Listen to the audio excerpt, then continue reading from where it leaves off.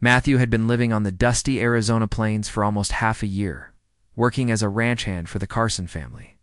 Every morning, before the sun climbed high, he saddled his old brown horse, checked the fences, and rode across the wide-open range where the grass bent with the wind and the sky stretched endlessly. It was a simple life, especially for someone like him who enjoyed quiet routines and honest work. He liked the morning's most cool air, calm land, and the sense that the world had just woken up. But one thing, or rather one person, had slowly become part of his mornings to Nashoba, the young Apache woman from the nearby village. She was known among her people for her bright laughter, quick jokes, and fearless spirit. While most people walked carefully between cultures and communities, she walked with confidence and light steps, as if she carried her own sunshine. Whenever Matthew saw her, she was either helping her family, fetching water, guiding children, or teasing someone in her playful way. Their first meeting had been simple. He had been trying to calm a stubborn horse that refused to accept a new saddle. Matthew tugged. The horse pushed back harder. Nashoba had been passing by and stopped to watch the whole struggle. She laughed so loudly that even the horse seemed to pause. Then she said something like, "You fight harder with the saddle than the horse does." Matthew didn't know whether to feel embarrassed or amused, but he couldn't help smiling. Her laughter was warm and natural, not cruel. After that day, their paths crossed often. Sometimes she walked past when he repaired fences. Sometimes she appeared near the river when he washed tools. Other times she brought herbs or baskets for the Carson family, and Matthew always happened to be around. She didn't talk much at first, just smiled or joked a little. But as days passed, she became bolder, teasing him about how slowly he worked, how serious his face looked, or how easily he blushed. He pretended it didn't affect him, but it did. Every small joke felt like a small connection, a small step closer. He didn't tell anyone, but he liked her presence. It made the long days feel shorter. Still, he never allowed himself to think more than that. He was a cowboy with simple roots. She was part of a proud, tight-knit Apache community. Their worlds were different, and he respected that. So whatever he felt stayed quietly in his heart. One warm evening, everything changed so quietly and so unexpectedly that Matthew didn't know what hit him. The Carson family had invited several Apache families for a shared meal. It wasn't rare. The two communities had been building peaceful relations for months. People brought roasted corn, cooked beans, bread, and fresh fruits. Children ran around, chasing each other barefoot, while the adults exchanged stories. The sun had almost set, and the sky was painted with soft orange and fading purple. Matthew sat on a wooden bench near a table, enjoying a simple plate of food. He wasn't much of a talker, so he stayed quietly, listening to the conversations around him. Then, without warning, Nashoba walked up behind him and plopped down beside him with the energy of a playful breeze. "You sit like an old tree stump," she teased. Bumping her shoulder into his, Matthew felt his ears warm. I didn't know trees sit," he answered clumsily. She laughed, tipping her head back. "Then you are the first tree who learned." He wanted to look away, but couldn't. Her laughter was so alive, so full of joy that it made him forget his shyness for a moment. She reached for a cup of water, took a sip, continued teasing him about the fence he had repaired earlier that afternoon. "It leaned like it wanted to sleep," she said. He defended himself. "The ground was uneven, or your hands were tired," she joked. People around smiled because everyone knew Nashoba loved teasing. It was her way of making conversations lively then. In one brief moment that neither of them planned, something unexpected happened. Matthew shifted to place his cup on the table behind him. Nashoba, who was already leaning too close, misjudged her balance. She made a small, playful sound, and before Matthew could understand what was happening, she lightly sat on his lap just for a second or two to regain her balance. She didn't jump. She simply used his lap as a temporary seat in the same lively, joking spirit she used with her cousins. Everyone around laughed because, to them, it looked funny and harmless. Nashoba herself laughed the most. "Cowboy seat," she joked as she moved off quickly. But Matthew didn't laugh. He froze. His heart jumped so suddenly that he felt breathless. Not because anything improper had happened, nothing wrong occurred at all, because the closeness surprised him deeply. For him, even a light moment like that held a different meaning. He wasn't used to such playful boldness. In his culture, such gestures were rare unless people were extremely close. Even though he knew she meant it in good humor, something inside him woke up. He tried to hide the sudden rush of emotions, but he could feel his heartbeat pounding in his chest. He stared at the ground, embarrassed. His face warmed to the color of sunset. Neshoba, still laughing, didn't notice his change right away. She just nudged him again and teased him about looking shocked. "You look like you saw a ghost," she laughed. He forced a smile. "Just didn't expect that. Cowboys are too serious," she replied, giving another playful nudge to her. The moment was light, simple, and funny. To Matthew, it became a memory that stayed alive long after the laughter faded as the gathering continued. Matthew tried to act normal. He helped serve food, fetched extra plates, and fed scraps to the ranch dogs. But every time Neshoba walked near him, he found himself strangely aware of her presence, her voice, the way she moved, the way she laughed. It wasn't something he planned or wanted to think about. It simply happened on its own. His thoughts felt tangled, but he kept them inside. Later, the meal ended and families began returning to their homes. The sky had turned dark and calm. Stars started appearing one by one like scattered sparks. Neshoba stood with her group, saying goodbye to the Carson family. Before leaving, she turned toward Matthew and playfully lifted her eyebrows. "Don't sit too seriously tomorrow," she teased. He nodded, trying not to show how nervous he suddenly felt. "I'll try," she laughed, waved her hand lightly, and walked away with her people. Her braids swayed behind her as she disappeared into the dim path that led toward the Delord. Apache village. Matthew stood alone near the fence after everyone left, staring at the fading lights. He placed a hand on his chest, feeling the leftover echo of that moment earlier. He never imagined something so small, so playful, and so innocent could set off such a deep internal reaction in him. But it did. He didn't tell anyone. Not a single ranch worker. Not even old Mrs. Carson, who liked observing everything. He kept it inside like a quiet secret. He didn't even know if Neshoba sensed anything. She looked completely normal, playful as always. Maybe to her it meant nothing more than a joke. Maybe she didn't realize how differently he experienced it. Maybe she didn't know that he already respected her spirit and courage long before that moment. Or maybe she did know and simply took it lightly. Matthew didn't know. But as he walked back toward the small cabin where he slept, he understood one thing: his feelings had changed.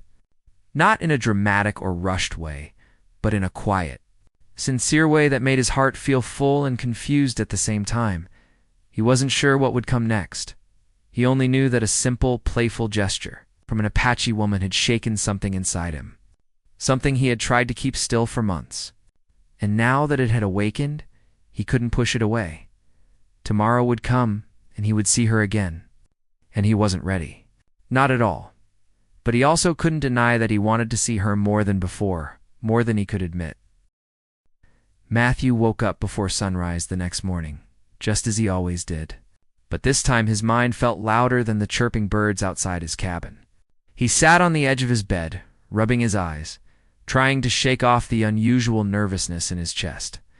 He wasn't afraid of work, storms, or long days on the ranch. But the thought of seeing Neshoba again made him feel strangely unsettled. He washed his face, put on his boots, and stepped outside. The morning air was cool, and the sky was a soft pale blue. Usually this calm start centered him. But today it didn't. His thoughts kept drifting back to the moment from last night.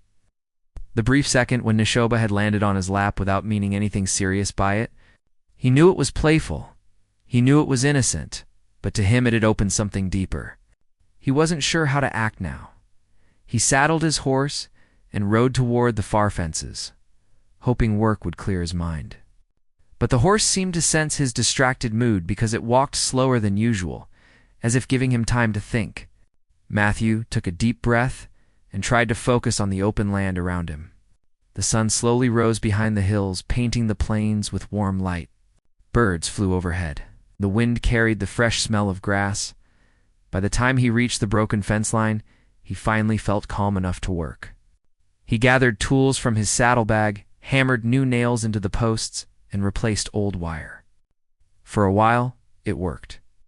His mind focused on the rhythm, pull, tighten, hammer, tie. He almost forgot the strange feeling from the night before, but then he heard footsteps approaching. He didn't have to look up to know who it was.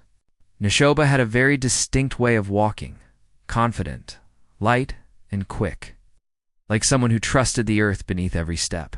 Matthew felt his heartbeat quickened, and he tried to keep his focus on the fence. Neshoba stopped a few steps behind him. "Cowboy," she said in her usual cheerful voice, "you work faster today. Did the fence scare you?" He tightened the last wire and stood slowly. "Morning," he answered. She gave him a curious look. "Why do you sound like you've swallowed dust?" Matthew shifted awkwardly. Just tired." Neshoba lifted one eyebrow. "You fixed 2 posts. That should not tire a grown man." Then she leaned slightly forward, studying his face. "Are you avoiding me?" He choked on his own breath. No, I'm not avoiding you." "Then why do you keep looking at the ground?" she asked, now more confused than playful. Matthew hadn't planned to explain anything. He wanted to hide his feelings, not burden her with them. But her eyes were sincere, and she wasn't the type to ignore something unusual. She always spoke directly, without fear or hesitation. That honesty made it harder for him to keep pretending. He took a breath. "I'm just unsure how to act after last night." Neshoba blinked. "Last night? What happened last night?" He stared at her, unsure if she was joking or serious. She looked fully honest, so he replied quietly, When you sat on my lap." Understanding washed across her face. "Oh, that." She waved her hand lightly. "That was nothing. I almost lost balance. And you were sitting right there. If my cousin had been there, I would have landed on him too." "I know it wasn't serious to you," Matthew said softly, "but it meant something to me." Neshoba looked confused again. Not dismissive, not amused, simply puzzled. "Why, it was only a small, playful moment." "That's why," Matthew replied. "It was small, but it made me realize something important." He looked away again, feeling his face warm. "I respect you. And sometimes I feel more. But I didn't want to assume anything." Silence fell between them. The wind gently moved the grass, and a hawk cried from far above. Neshoba stared at him, trying to understand his words fully. She had grown up in a culture where close gestures between friends were common. Sitting playfully, nudging, teasing, those things didn't automatically carry deep meaning. But now she realized Matthew saw such actions through a different lens. She had not intended to send any message. She had simply acted in her usual spirited way. But his honesty made her realize how easily misunderstandings could grow between their different worlds.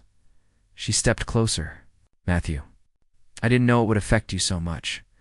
I would not joke like that if I knew." He shook his head gently. "I'm not upset. I just didn't know how to act afterward." She looked down briefly, thinking. "I tease many people," she said softly. "My cousins, my friends, the children in the village. I tease you too because—" She paused. "Because you always look so serious, and I like making you smile."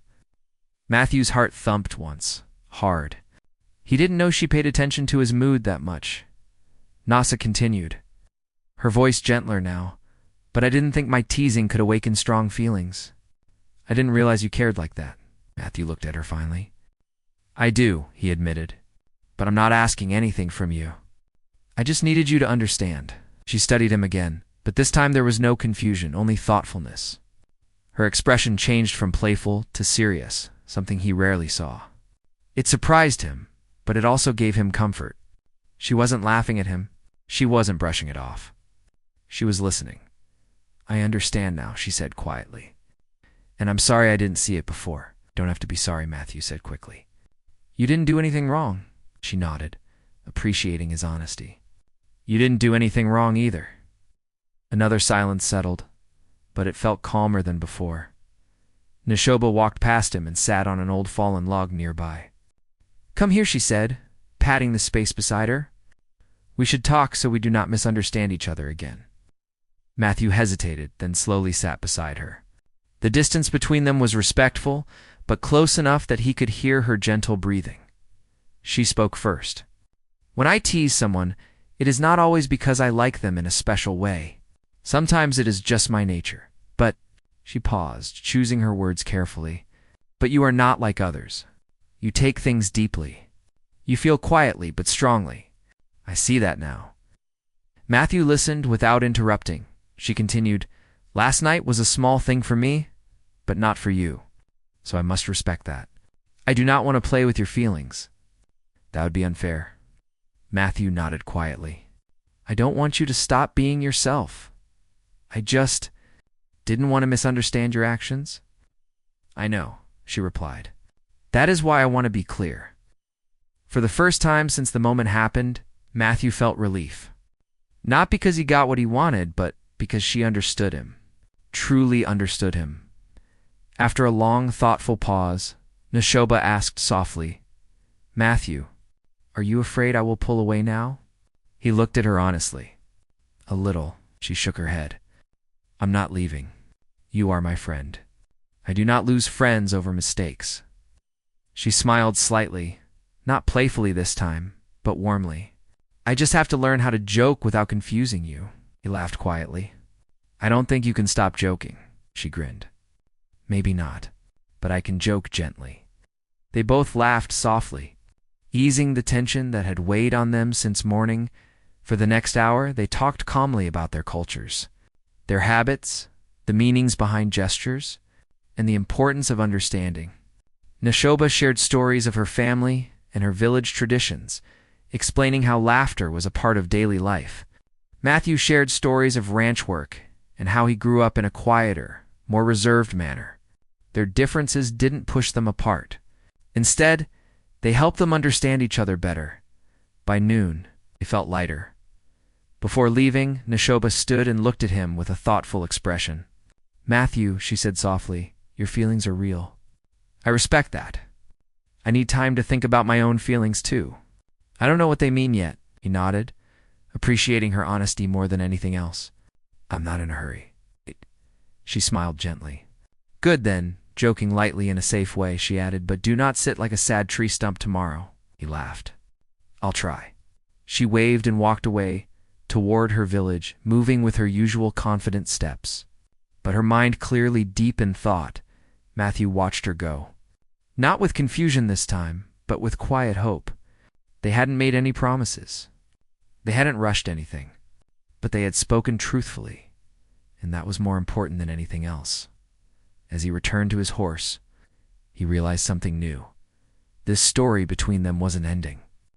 It was only beginning, slowly and respectfully, exactly the way it needed to. The next few days passed quietly for Matthew and Neshoba. They didn't avoid each other, but they didn't rush into anything either. Their conversation near the fallen log had cleared away confusion. It had also opened new questions. Neither of them wanted to answer too quickly. Life on the plains continued as usual. But something small and gentle had shifted between them.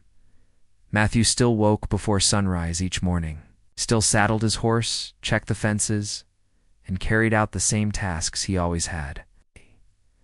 But now, he found himself glancing toward the horizon more often, wondering if Neshoba might appear. He did not expect it, yet he hoped for it. His work felt lighter somehow, as if the air carried a softer rhythm. One morning, while Matthew repaired a water trough near the edge of the ranch, he heard footsteps. He turned slowly and saw Neshoba approaching, her long braids swaying lightly behind her.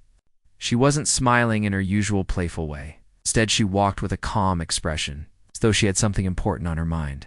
Matthew wiped his hands on his trousers and nodded. Morning. Morning, she replied. She stood quietly for a moment, looking at the sky. The sun was rising, painting soft gold across the open plains. The wind was gentle, carrying the distant sound of birds. After a few seconds, Neshoba spoke. I have been thinking, she said softly. Matthew felt his heart tighten. About what? Looked at him, and then away again, gathering her thoughts. About everything I said the other day, about your feelings. and about my own. Matthew stayed silent, letting her take her time. Finally, Nashaba continued, I did not understand my feelings before. I only knew that you made me laugh. You made me feel calm, and I liked teasing you because it felt natural. She smiled lightly. But after we talked, I saw things differently. Matthew waited, unsure where she was going. She turned fully toward him. Matthew, when you said you cared for me, I did not know how to answer. Not because I disagreed, but because I had not looked inside my own heart. He nodded gently. You don't have to say anything you're unsure about, I know, she said. But now I want to say something. A soft pause settled between them, warm and calm. I like you, Neshoba said simply, not because of one playful moment, not because of jokes, but because of who you are. You are patient, you listen, you speak honestly, and you respect everything your work, people, and even silence. Matthew felt warmth spread through his chest. He didn't smile immediately. He was too surprised for words. Neshoba continued, I needed time to understand this. My people live differently. We show feelings with actions, not always with words. But I see now that you needed clear words. I want to give them. Matthew finally found his voice. Thank you for telling me. She stepped a little closer. But I'm not asking for anything big right away. I do not want to rush something important. I want to go slow, understand each other better, learn how our worlds fit together. Matthew nodded. I don't want anything rushed either. She smiled with relief. Good. Then we can walk this path together, one step at a time. The air felt lighter now. The tension that had followed them for days lifted slowly, replaced by a quiet understanding. They didn't hold hands or make any dramatic promises. Instead, they sat down on a smooth patch of ground near the water trough. And for the first time, their conversation flowed without any confusion lying beneath it. They spoke about their families, their memories, their childhoods. Neshoba told him about the stories her grandmother used to tell, stories of courage, balance, and the importance of community. Matthew shared stories of his father teaching him how to ride horses, how to fix fences, and how to work the land with respect. The morning passed peacefully as they talked. They learned small things about each other's favorite foods, fears, dreams, things they never thought to voice aloud. None of it felt forced. It all came naturally. Eventually, Nashoba stood and stretched. I have to gather herbs for my grandmother, she said. But before I go, may I ask something? Corsi replied. She looked at him thoughtfully. Do you want to walk with me tomorrow? Not far, just near the river? I think we should spend more time together, slowly, so we truly understand each other. Matthew didn't hesitate. Yes, I'd like that. Her smile widened, warm and sincere. Good. Tomorrow morning, then. She turned and began walking back toward her village. Matthew watched her go with calmness instead of nervousness this time. They had taken an important step, a gentle one, a respectful one. The next day, they met near the river, just after sunrise. The water sparkled under the soft light and the air smelled fresh. Neshoba had brought a small woven basket, planning to collect herbs from the riverbank. Matthew walked beside her, not too close and not too far, matching her pace. They talked about simple things at first, the weather, work, the river's changing flow. Then slowly, deeper topics came naturally. They spoke about responsibilities, dreams, and how their communities viewed relationships. Neshoba explained that in her culture, people built trust through shared tasks and time, not through sudden claims or bold declarations. Matthew shared how he grew up valuing steady commitment and quiet loyalty. They realized their worlds were different, but neither world felt wrong or impossible. Instead, they found that each world had something that could teach the other. When Neshoba stooped to pick herbs, Matthew helped her without being asked. When Matthew slipped on a loose stone, Mashaba laughed softly and steadied him by lightly holding his arm. Small moments, gentle moments, sincere moments, nothing confusing. They repeated this routine for days, and each day made their understanding deeper. People on the ranch began noticing Matthew returning in a better mood. His shoulders looked lighter, He smiled more, even if softly. Mrs. Carson teased him gently, but he never said much. The story felt too personal to share yet. In Neshoba's village, grandmother noticed how often Neshoba returned with a peaceful look on her face. She didn't ask many questions elders often understood without needing details, but she smiled knowingly and blessed her granddaughter quietly through her actions. As days turned to weeks, Matthew and Neshoba's bond strengthened. They learned how to read each other's moods, how to give space when needed, and how to communicate honestly. Their connection grew not through dramatic gestures, but through steady presence. One quiet evening, as they walked back from the river, Neshoba stopped under a tall tree. The sky behind her was painted with warm shades of sunset. "Matthew," she said softly, "do you know what I realized today?" He shook his head. "What? That?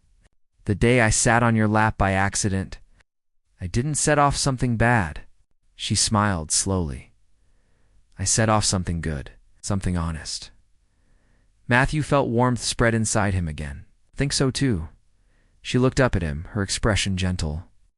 "I want to keep walking this path, slowly, respectfully, but together." He nodded. "I'd like that very much." They didn't step closer. They didn't make sudden moves. They didn't rush anything. Instead, they simply stood under the fading light, understanding that something real had formed between them, not built from impulse or confusion, but from patience and sincerity. A slow beginning, a respectful one, a true one. The playful moment that once confused them had now become the seed of a meaningful bond, one they were both ready to explore, step by step, at a safe and honest pace. Their story wasn't ending here. It was just beginning.